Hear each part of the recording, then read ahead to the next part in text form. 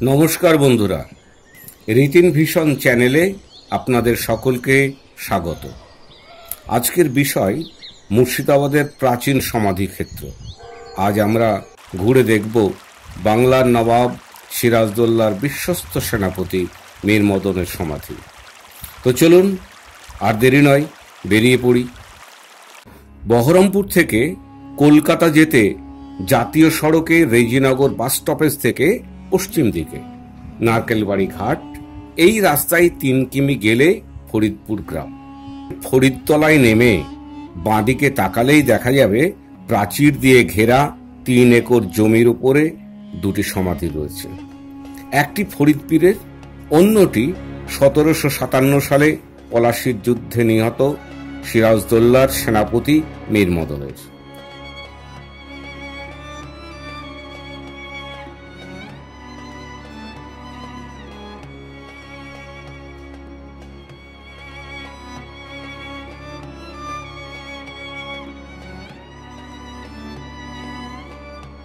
এটি ফরিদ পীরের সমাধিগৃহ।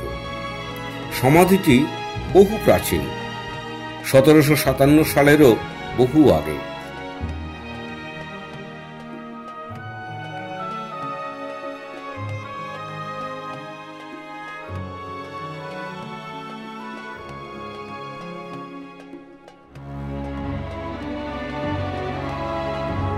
প্রাচীন ও মধ্যযুগে বাংলার সামাজিক এবং অর্থনৈতিক ইতিহাসে মুর্শিদাবাদ খুবই গুরুত্বপূর্ণ অঞ্চল হিসেবে স্বীকৃত ছিল।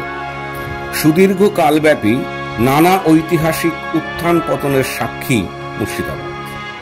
সেই কারণেই বলা যায় প্রায় সব যুগেরই প্রত্নতাত্ত্বিক নিদর্শন অল্প বিস্তর পাওয়া যায় এই মুর্শিদাবাদে।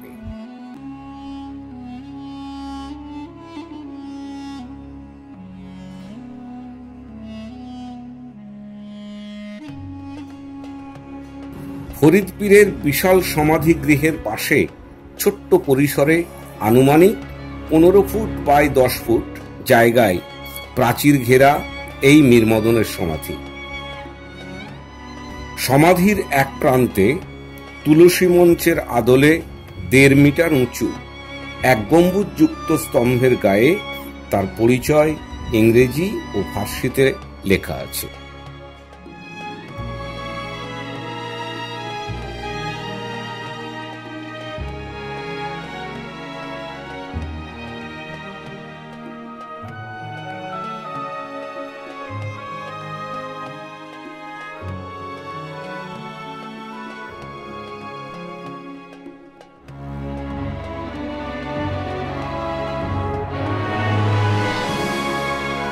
লোকমুখে প্রচলিত যে মৃত্যুকালে মীর মদনের ইচ্ছানুসারে ফরিদ পীরের সমাধির পাশে তাকে যেন সমাহিত করা হয়।